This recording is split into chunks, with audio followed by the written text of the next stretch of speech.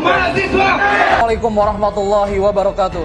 Waalaikumsalam warahmatullahi wabarakatuh. Hidup mahasiswa. Hidup mahasiswa. Hidup rakyat Indonesia. Hidup rakyat Indonesia. Kawan-kawan, mahasiswa seluruh Indonesia, sebangsa dan setanah air. Patut kita sadari bahwa pada kondisi saat ini, bangsa kita sedang tidak baik-baik saja.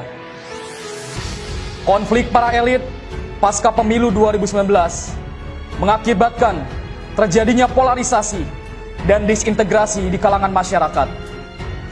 Dan ketika kondisi ini terus berlanjut, maka ini akan berdampak buruk terhadap keutuhan bangsa Indonesia.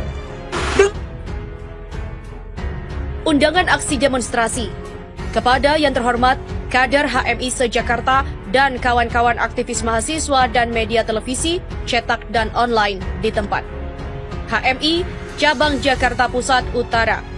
Pecat Dirjen Haji dan Menteri Agama Republik Indonesia. Selamatkan dana haji. Sehubungan dengan keputusan Dirjen Haji dan Kemenak RI yang meniadakan haji tahun 2020 dengan alasan COVID-19 dan diminta oleh Presiden. Keputusan tersebut kami anggap sangat mengada-ada. Sebab sampai hari ini pemerintah Arab Saudi sendiri belum membuat keputusan apapun mengenai haji tahun 2020. Keputusan yang mendahului pemerintah Arab Saudi dengan alasan COVID-19 dan karena permintaan Presiden adalah keputusan yang super konyol dan harus dilawan. Jamaah tidak boleh dirugikan. Dana triliunan milik jamaah haji tidak boleh diganggu. Negara tidak boleh mencari kesempatan dalam kesempitan. Pandemi COVID-19 jangan menjadi penghalang atas nama kedaruratan. Maka dengan ini, kami kader HMI Jakarta Pusat Utara akan melakukan aksi unjuk rasa yang insya Allah akan dilaksanakan pada Rabu 10 Juni 2020 pukul 13.00 sampai selesai. Bertempat di Kemenak RI, masa aksi 150 kader HMI. Tuntutan: bongkar mafia Kemenak yang membuat bancakan dana haji. Meminta kepada Presiden untuk segera pecat Dirjen Haji dan Menteri Agama RI. Selamatkan dana haji dari mafia-mafia di Kemenak RI. Demikian pemberitahuan ini, kami haturkan terima kasih. Jakarta, 5 Juni 2020. Koordinator Gunawan Albima. PT KPHMI Cabang Jakarta Pusat Utara. Hari-hari esok adalah milik kita. #selamatkan dana haji. Ayo, ini pada mau reformasi apa revolusi? Apa ngomel-ngomel, apa teriak kenceng, atau seterah aja? Sudah perlukah reformasi jilid 2? Oleh Anton Permana, Tanhana Dharma, Mangrawa Institute. Menurut saya, permasalahan Indonesia hari ini bukan lagi pada siapa presiden, siapa oposisi, bahkan ancaman COVID-19 lagi. Cukup semua itu menguras habis energi kita dan mengalihkan fokus perhatian kita selama ini. Permasalahan kita hari ini yang paling darurat itu adalah ancaman hilangnya kedaulatan negara yang beralih ke bawah kendali kelompok elit global dan para cukong. Tanpa kita sadari, ternyata reformasi telah memporak-porandakan seluruh segi bernegara kita. Konstitusi kita disulap jadi liberal, budaya kita ditukar menjadi super liberalis dan sekuler. Reformasi ternyata hanya halusinasi indah yang melenakan. Pasca reformasi, bangsa kita kehilangan arah, kehilangan panutan, karena secara sistematis sesama anak bangsa diadu domba. Anak-anak PKI dihidupkan kembali dan dijadikan sebagai ujung tombak pendobrak runtuhnya Orde Baru hingga sekarang. Kelompok fundamentalis direkrut untuk dijadikan bumber agenda Islamophobia.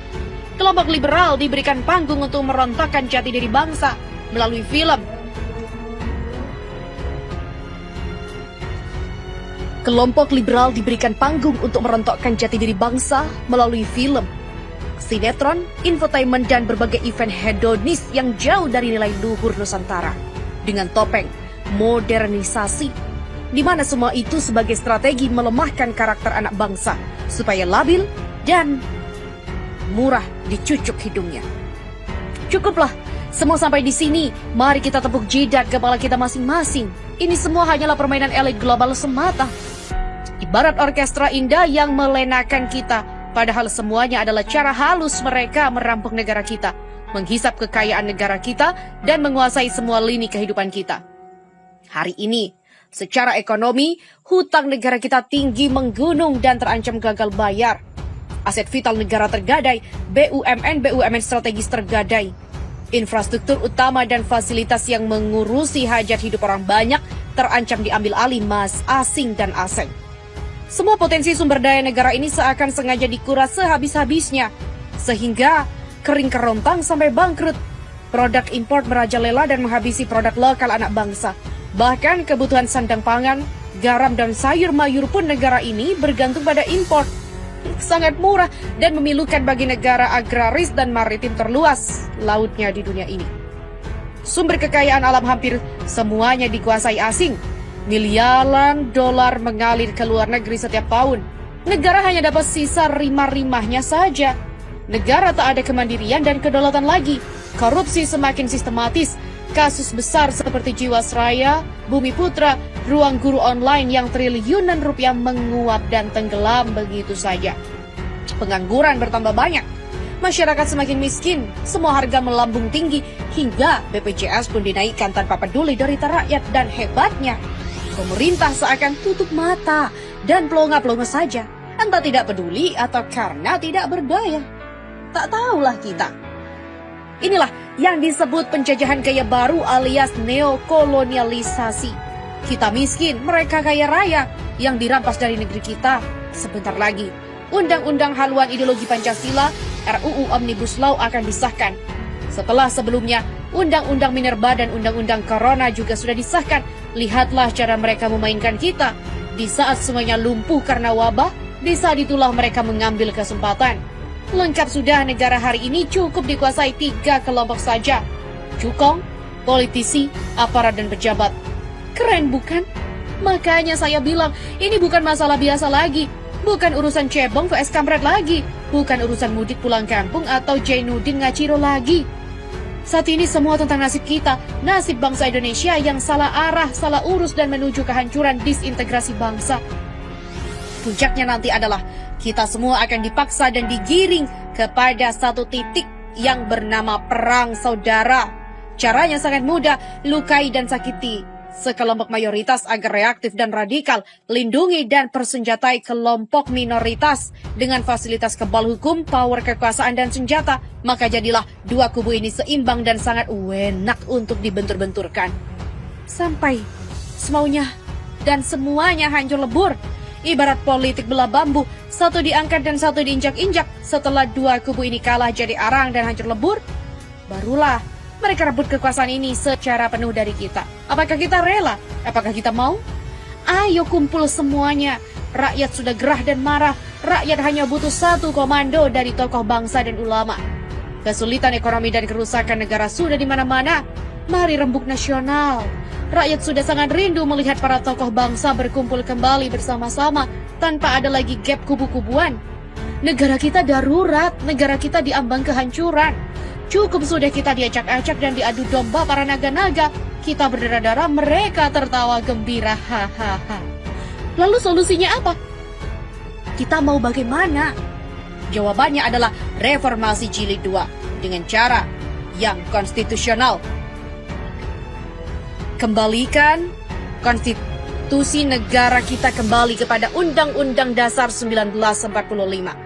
Hentikan instrumen permainan kekuasaan oligarki yang semua dipegang oleh partai politik, sedangkan partai politik dikendalikan istana. Sedangkan semua itu dikendalikan lagi oleh kekuatan elit global dan cukong di belakangnya. Ini berbahaya. Negara menjadi rusak dan hancur kalau terus dibiarkan. Karena negara ini ada atas mandat daerah dan raja-raja Nusantara. Dan perjuangan para syuhada bukan partai politik dan cukong. Kok hari ini mereka yang kuasai negara kita ya? Sebodoh itukah kita semua? Ingat, kekuatan utama rezim hari ini ada pada aparat keamanan yang bergeser menjadi alat kekuasaan. Yang begitu setia menjadi tameng kekuasaan. Mereka seharusnya setia bersama rakyat. Hari ini telah dibajak oleh kekuasaan. Tapi saya yakin, mayoritas aparat kita masih banyak yang merah putih dan setia pada Pancasila, bukan penguasa. Saya setia pada penguasa hanya para elit-elitnya saja. Tapi yakinlah, Kalau sudah seluruh rakyat Indonesia yang bergerak dari Sabang sampai Merauke secara serentak, maka saya yakin semua akan bergabung kembali dalam pangkuan rakyat. Karena mereka lahir dari rakyat untuk rakyat, bukan cukong. Itu kunci utama jawabannya. Sudah paham bukan? Mari bangun semua. Negeri ini sudah diambang jurang kehancuran. Mari kita tuntut bersama-sama agar kembali kepada Undang-Undang Dasar 1945 yang asli. Dan segera agendakan reformasi jilid 2 secara damai dan bermartabat. Hentikan sudah semua permainan ini. Jangan malu lagi kita diadu domba. Dijadikan ayam aduan, dijadikan keledai bodoh yang mau diperintah dan dinina-bobokkan. Keselamatan negeri ini di atas segalanya. Sebelum kita semua menyesal di akhir yang tiada guna, mari bangun, bergerak serentak, menyelamatkan Indonesia. Merdeka, salam Indonesia Jaya.